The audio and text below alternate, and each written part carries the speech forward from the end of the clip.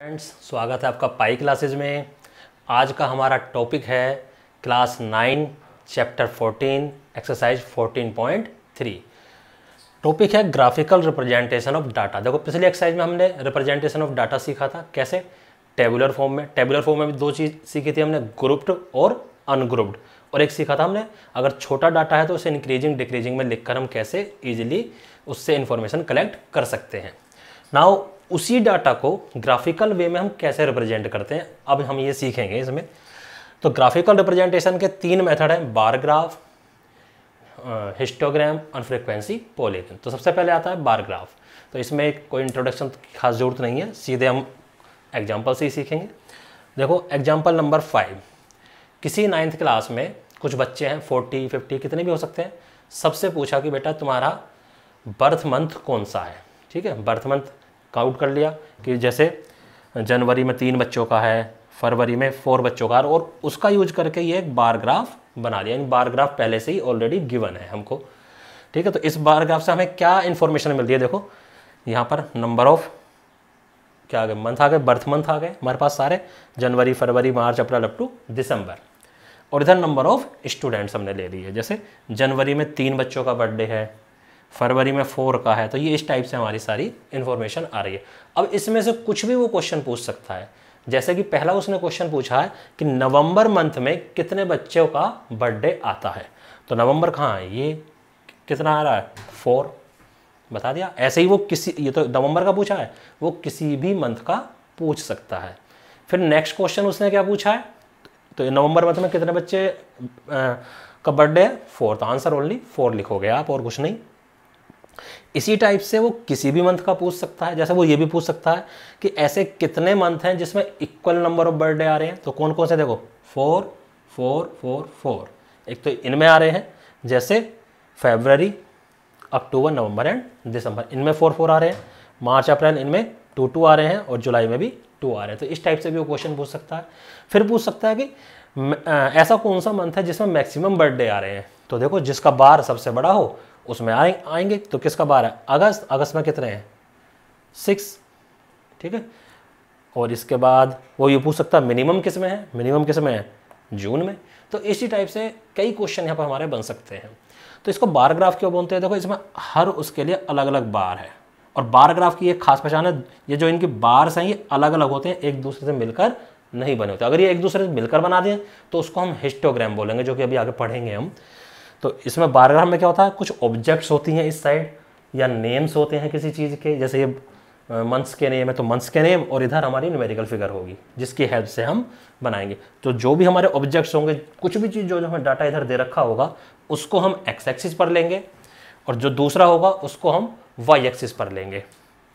ठीक है, numerical values को वाई एक्सिस पर लेंगे, और फिर उसके अनुसार हम बार ग्राफ बना सकते हैं। अब क्वेश्चन ही कैसा था, बार ग्राफ बना हुआ सकता है, उसमें से क्वेश्चन पूछ सकते हैं, या हमें बार ग्राफ बनाने को बोल सकता है, जैसा कि हम नेक्स्ट एग्जांपल में करने वाले हैं। ठीक है, एग्जांपल नंबर 6। देखो इसमें हमें डाटा गिवन है और हमें बार ग्राफ इससे बनवाने को बोल रहा है। क्या है, कोई फैमिली है जिसकी मंथली इनकम 20,000 है। उस 20,000 का एक्सपेंडिचर एक डाटा के फॉर्म में हमें दे रखा है। कहता है इस डाटा को यूज करके बार ग्राफ ड्रॉ करो। अब देखो क्या कहता है, हेड्स। हेड्स का मतलब किस किस चीज़ में उन्होंने खर्च हो रहा है, और कितना कितना खर्च हो रहा है, ये सब थाउजेंड्स में है। ठीक है, 4 और 4 का मतलब 4,000। जैसे ग्रोसरी में खर्च हो रहा है 4,000, रेंट पर इतना, एजुकेशन पर ये, मेडिसिन में, फ्यूल में, एंटरटेनमेंट में, और बाकी जो छोटे मोटे खर्चे बच गए उसको इन्होंने बोल दिया है मिसक्लेनियस। तो मैंने तुम्हें पहले ही बताया, न्यूमेरिकल वैल्यू हमें वाई एक्सिस पर लेनी है, और जो नेम्स होते हैं किसी भी चीज़ के, जैसे ये हेड्स है, उसमें मंथ के नेम थे, कुछ भी और हो सकता है, वीक के नेम हो सकते हैं।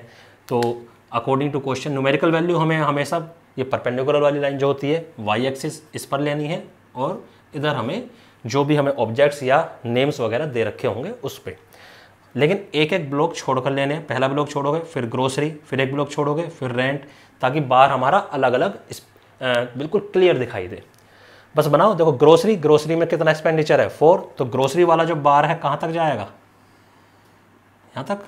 इसको तुम ग्राफ पेपर पर बनाओगे तो बहुत इजीली वहाँ बन जाते हैं, क्योंकि उसमें अलग अलग ब्लॉक हमारे दिए होते हैं। जब भी जो सबसे ज़्यादा डार्क लाइन होती हैं उन पर हम वाई एक्सिस और एक्स एक्सिस लेते हैं। इस बात का ध्यान रखना, लाइट लाइन पर हम कभी भी वाई एक्सिस और एक्स एक्सिस नहीं लेंगे, हमेशा डार्केस्ट लाइन पर लेते हैं। ऐसी रेंट कितने पर है 5 पर, तो रेंट की लाइन हमारी यहाँ से आ जाएगी, ठीक है, ये रेंट की हाइट आ गई। ऐसे ही एजुकेशन की भी सेम है, ये आ गई। अब मेडिसिन में कितनी है 2,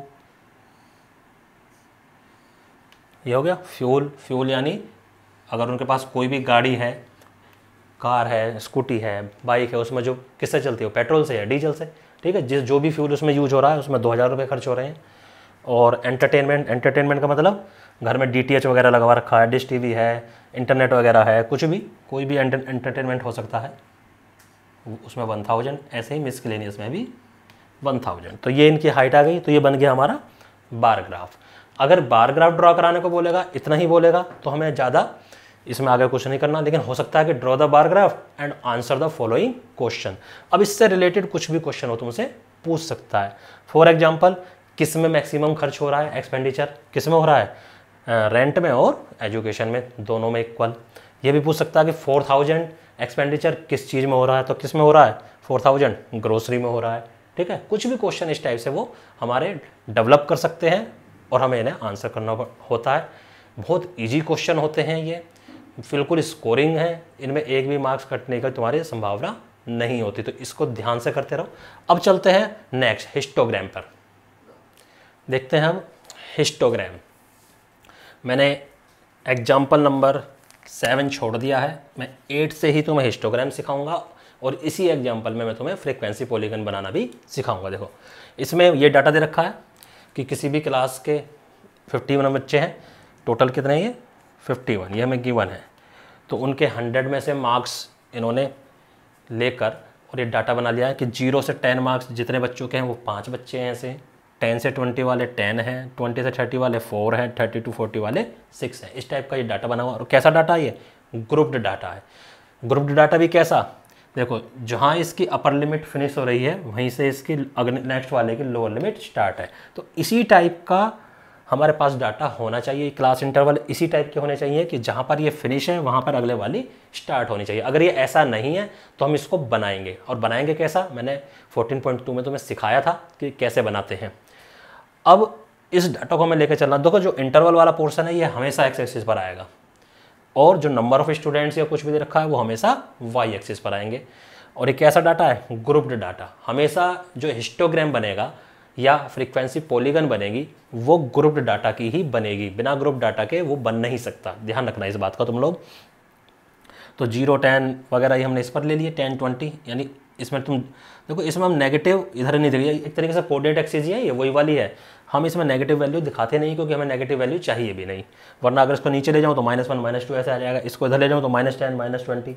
तो एट एक्स एक्सिस 1 यूनिट कितना है 10, एट वाई एक्सिस 1 यूनिट कितना है 1। ये जरूर बता दिया करो, जरूर डिफाइन कर दिया करो। चलो बनाते हैं हम इसको। देखो 0 से 10 यानी ये वाला जो हमारा पोर्शन है इसकी हाइट है 5। देखो ये बन गया जो हमारे पास 0 से 10 वाला है, इसके पोर्शन की हाइट कितनी आई 5। 10 से 20 वाले की कितनी है 10 से 20 वाले की हमारी 10 है, तो यानी इसको यहाँ से इस टाइप से ऊपर ले गए। अब 20 से 30 वाले की कितनी है 4, ठीक है। अब 30 से 40 वाले की कितनी है 6। ऐसे ही 40 से 50 वाले की 7, ऐसी बनाते चले जाओ। 50 से 60 वाले की 3, फिर इसके बाद 2, दोनों की 2 है, ये भी 2 है और ये भी 2 है, फिर 3 है, और 90 वाले की 9। तो ये हमारा बन गया हिस्टोग्राम। देखो एक तरीके से बार ग्राफ जैसा ही है, बस इसमें क्या बार ग्राफ में क्योंकि यहाँ पर इंटरवल्स नहीं होते, कुछ ना कुछ ऑब्जेक्ट्स दे रखे होते हैं, कुछ ना कुछ नाम दे रखे हैं, तो हम अलग अलग बनाते हैं। हिस्टोग्राम में इंटरवल दे रखे हैं तो ये ऑटोमेटिकली बिल्कुल एक दूसरे से लग कर बनते हैं। सिर्फ इतना फ़र्क है बार ग्राफ में और हिस्टोग्राम में। तो इस तरीके से हम इसको ड्रॉ कर सकते हैं। अब इसी में फ्रीक्वेंसी पॉलीगन जो तीसरा हमारे पास रिप्रेजेंटेशन का मेथड है उसको बोलते हैं फ्रीक्वेंसी पॉलीगन। वो हम कैसे बनाते हैं, देखो वो दो तरीके से बन सकता है, with the help of histogram and without the help of histogram. वो अगर क्वेश्चन में लिखा हुआ आ गया तो फिर तो तुम्हें वैसे ही करना है, अगर उसमें लिखा हुआ आ गया with the help of histogram also draw frequency polygon, और अगर लिखा आ गया without using histogram draw the frequency polygon, तो जिस मेथड से भी लिखा हुआ आएगा उसी मेथड से आपको करना पड़ेगा। ये हिस्टोग्राम के मेथड से मैं अभी बता रहा हूँ, एक क्वेश्चन बाद में करेंगे जिसमें हम विदाउट हिस्टोग्राम करेंगे। तो देखो क्या करते हैं, फ्रीक्वेंसी पॉलीगन में जितने भी हिस्टोग्राम बने हैं इनके सबके मिड पॉइंट ले लेंगे ऐसे, वो ग्राफ में बड़े इजीली तुम्हें दिख जाएगा, तुम्हें नापने की जरूरत नहीं है, इस टाइप से। ठीक है, अब जो इससे अगला है इसका यहाँ पर आ जाएगा, जो एक्स एक्सिस पर है जिस पर हमने हिस्टोग्राम बनाई नहीं है। ऐसे ही इसमें थोड़ा सा हमें पीछे दिखाना पड़ेगा, तो इसमें यहाँ पर -10 दिखा देना और ये हमारे पास यहाँ पर आ जाएगा। हम करेंगे क्या, हम इनको आपस में मिलाना शुरू कर देंगे, ये इस तरह से डॉटेड लाइन से, किसी को भी छोड़ना नहीं है, साथ वालों को मिलाना बस इस टाइप से, ये इस टाइप से। अब यहाँ से यहाँ तक तो मिला ही हुआ है क्योंकि सीधी लाइन आई हुई है, फिर इस टाइप से ये आखिरी, और ऐसे ही इधर वाले को इससे। तो ये जो हमारी डॉटेड लाइन आई है this is known as frequency polygon. अगर फ्रीक्वेंसी पॉलीगन बनाना आ जाए तो बस सबके मिड पॉइंट्स लो और इनको मीट कर दो। अब ये मिड पॉइंट है क्या, ये क्लास इंटरवल के मिड पॉइंट है, और क्लास इंटरवल के मिड पॉइंट को हम क्या बोलते थे, क्लास मार्क। अगर मान लो इसका मिड पॉइंट मुझे निकालना है, कोई भी क्लास इंटरवल हमें दे रखा है 0 से 10, तो क्लास मार्क हम कैसे निकालते थे, क्या फार्मूला है, lower limit plus upper limit upon 2, यानी 0 प्लस 10 अपॉन 2 क्या आया 5। तो इसका मिड पॉइंट क्या आएगा 5 आएगा। क्लियर पता चल रहा है। मान लो इस वाले का मिड पॉइंट निकालना है, वो सॉरी क्लास मार्क निकालना है 50 प्लस 60 अपॉन 2 55, तो इस टाइप से क्लास मार्क निकल जाएगा। ये मैं क्यों बता रहा हूँ, क्योंकि विदाउट जब हिस्टोग्राम तुम बनाओगे तब तुम्हें क्लास मार्क फाइंड आउट करना पड़ेगा। चलो नेक्स्ट क्वेश्चन में चलते हैं, विदाउट हिस्टोग्राम। अब हम क्वेश्चन लेते हैं, मैंने एग्जाम्पल की बजाय एक्सरसाइज का एक क्वेश्चन ले लिया जो थोड़ा सा अलग है। इसमें क्या है, 2 फ्रीक्वेंसी पॉलीगन एक ही क्वेश्चन में बनेंगे, लेकिन हम इसको विदाउट हिस्टोग्राम ही बनाएंगे, और इसलिए तुम्हें विदाउट हिस्टोग्राम कैसे बनाते हैं वो भी समझ में आ जाएगा, और अगर 2 फ्रीक्वेंसी पॉलीगन आ गए एक साथ बनाने को तो वो कैसे बनाते हैं वो भी तुम्हें समझ में आ जाएगा। देखो ये दे रखी है कि number of balls team A team B, ठीक है, डाटा तुम उसमें देख लेना क्या है कि 1 to 6 बॉल जिसने खेली, टीम ए ने 2 और टीम बी में 5, तो इस तरह से हमें डाटा दे रखा है। अब इस डाटा में सबसे पहले मैं जब भी अभी तुम्हें बताया था कि हिस्टोग्राम जब भी आएगा बनाने के लिए या फ्रीक्वेंसी पॉलीगन जब भी बनाने को आएगा, क्योंकि फ्रीक्वेंसी पॉलीगन हिस्टोग्राम पर ही डिपेंड होती है। तो ये देखो यहाँ पर 6 से एंड हुआ है और यहाँ पर 7 से स्टार्ट हो रहा है, तो ऐसा नहीं होना चाहिए, ऐसे क्लास इंटरवल नहीं होने चाहिए, कंटिन्यूस क्लास इंटरवल होने चाहिए जहाँ पर पहले वाले इंटरवल की अपर लिमिट एंड हो रही हो, वहीं से अगले की अपर लिमिट स्टार्ट होगी, तभी हमारा हिस्टोग्राम बन सकता है। अदरवाइज उसके बीच में गैप आ जाएगा, और गैप आते क्या बन गया वो बार ग्राफ। ठीक है, तो अब इस वाले को कैसे सही करेंगे मैंने तुम्हें बताया। देखो अपर लिमिट और लोअर लिमिट, इसमें कितना डिफरेंस है 1, और 1 का हाफ क्या हो गया 0.5। अब हर इंटरवल में हम इधर से 0.5 माइनस करेंगे और इधर 0.5 ऐड करेंगे। ठीक है, तो फिर यहाँ पर लिख देना न्यू फ्रीक्वेंसी। आप मैं तो दोबारा नहीं बना रहा हूँ, तो ऊपर लिख देना, क्योंकि क्वेश्चन दे रखा है, क्वेश्चन के बाद तुम सीधे लिख सकते हो new frequency distribution table is. फिर उसके बाद हम सीधे करेंगे, तुम सीधे सही बना के लिखना, इधर हमें क्या करना है माइनस और इधर क्या करना है ऐड, तो ये 6.5 हो जाएगा।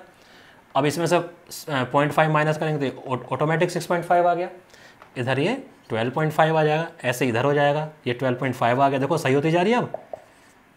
अब इसको हम इस टाइप से हम लिखते चले जाएंगे। एक में तुम ऊपर एक में ही मेहनत करनी है, बाकी तो फिर जहाँ पर ये एंड हो रहा ऑटोमेटिक इधर यही आ जाएगा, और इसमें ऐड करनी है तो इसमें तो डायरेक्ट हम 0.5 लगाते जा रहे हैं। ठीक है, तो ये 30.5 36.5 ऐसे ही, इधर 36.5 इधर 0.5 लग गया।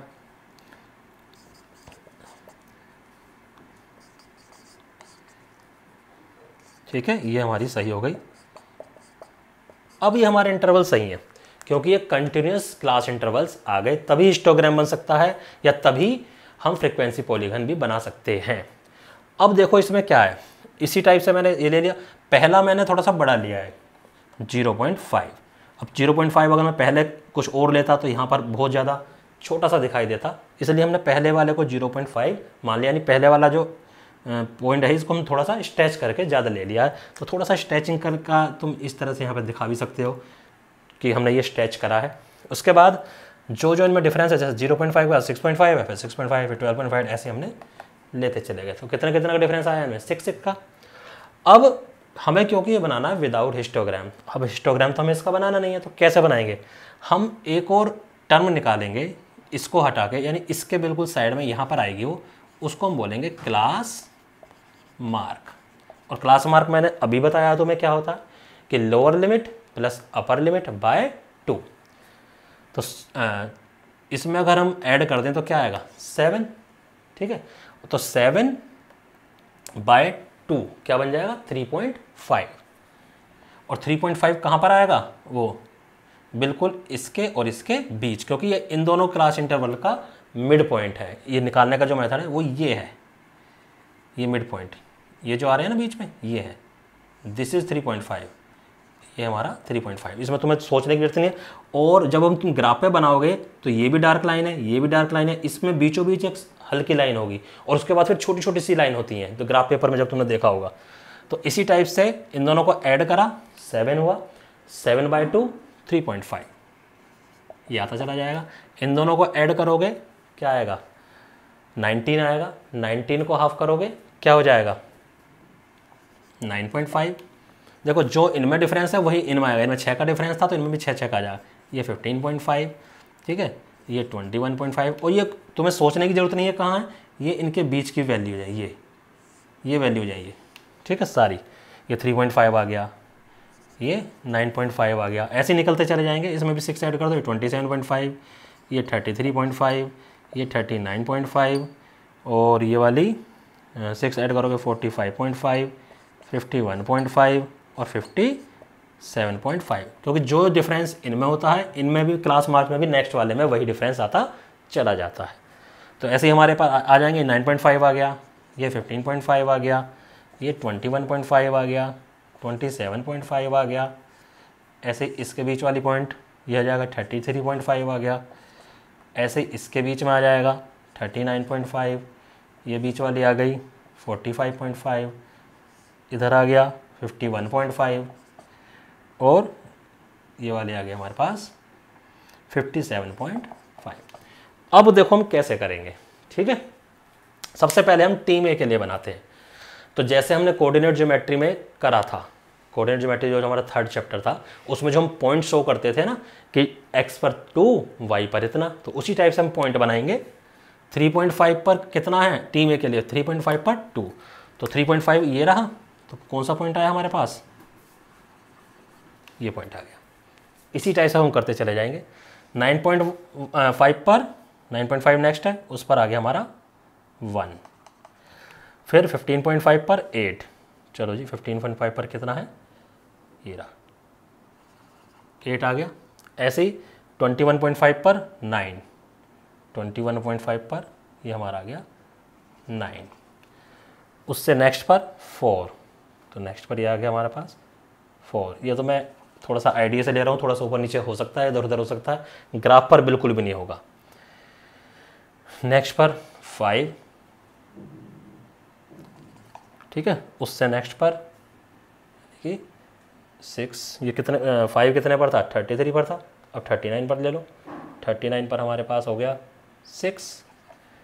उसके बाद नेक्स्ट पर फिर से 10, 45 वाले पे ये यहाँ पर आ गया, और 51 वाले पे 6, 51 वाले पे फिर से 6 आ गया भाई, और इस पे 57 पर 2 ये आ गया, ठीक है। ये कौन से कर लिया हमने, टीम ए के लिए। तो पहले इनको कर लें। तो सबसे पहले इसको इससे मिलाया, फिर इसको इससे मिलाया, ठीक है, फिर नेक्स्ट वाला यही है हमारा, फिर ये मिला दिया, फिर ऐसे, फिर ये, फिर उधर गया, फिर ये इधर आया, और फिर ये इधर आया। ये किसका है, टीम ए का। तो इसमें अगर आप 2 कलर के पेन यूज करोगे तो ज़्यादा बेटर रहेगा। मेरे पास तो मार्कर है, मैं एक को डार्क बना रहा हूँ और एक को हम क्या बनाएंगे, डॉटेड लाइन। अब यही काम हमें टीम बी के साथ भी करना है। जैसे 3.5 पर कितनी है, 5, तो 3.5 पर क्या आएगा, ये वाला पॉइंट आएगा। उस पर कितना है, 6, तो इस वाले के ऊपर क्या आएगा, 6 आएगा। फिर नेक्स्ट पर 2, यानी यहाँ पर ये, ठीक है। उससे नेक्स्ट पर 10, यानी कौन से पर, इस पर यहाँ 10 आ गया। अब उसके बाद है 5, तो यहाँ पर 4 था, इस वाले पे 5 आ गया। नेक्स्ट वाले पर 6 आएगा। फिर उस नेक्स्ट वाले पर, इस पर यानी कि 3 आ गया। फिर 4 आ रहा है, 4 यहाँ पर है। फिर उस वाले पर 8, इस पर आ गया हमारे पास 8, और लास्ट वाले पर आ गया फिर से 10, यहाँ पर आ गया 10। ये हमारा टीम ए था। चलो जी इस पर भी बनाते हैं। तो सबसे पहले ये, इसके बाद कौन सा है, ये वाला, फिर ये वाला, फिर ये वाला, ठीक है, इस टाइप से। और इस पर ये हो गया, इस पर हमारा ये हो गया, और इस पर हमारा ये हो। तो इस टाइप से दोनों टीम का बन गया, टीम बी। तो फ्रीक्वेंसी पॉलीगन जो डार्क लाइन से मैंने बनाया है वो टीम ए का है, और फ्रीक्वेंसी पॉलीगन जो मैंने डॉटेड लाइन से बनाया है वो टीम बी के लिए है। तो इस टाइप से थोड़ा सा अलग क्वेश्चन था जो कि एग्जाम्पल में नहीं है ऐसा। तो हमने यहाँ पे दोनों चीज़ सीख ली कि 2 फ्रीक्वेंसी पॉलीगन है विदाउट हिस्टोग्राम कैसे बनाते हैं, क्लास मार्क का यूज करके। उससे पहले इंटरवल हमारे सही होने चाहिए, ठीक है। और दोनों को हम एक साथ कैसे शो कर सकते हैं ये हमने सीख लिया। जब तुम इसको ग्राफ पेपर पर बनाओगे तो एक लाइन आप ब्लू पेन से बना लेना और एक लाइन आप ब्लैक पेन से बना लेना, उससे क्लियरली अलग दिखाई देगा। तो ये हमारा कौन सी कोई एक्सरसाइज थी, 14.3। तो ये हमारी 14.3 कंप्लीट होती है। ग्राफिकल रिप्रेजेंटेशन वेरी इजी, इसकी प्रैक्टिस करो, बिल्कुल स्कोरिंग है। एक क्वेश्चन तो इसमें से आना ही आना है, चाहे कुछ भी हो जाए ग्राफ का, ठीक है। तो ये फ्री के मार्क्स, और क्योंकि बड़े हैं तो उम्मीद है कि 4 मार्क्स का इसमें से क्वेश्चन आएगा। तो हमारी वीडियो को लाइक करो, शेयर करो, सब्सक्राइब करो। धन्यवाद।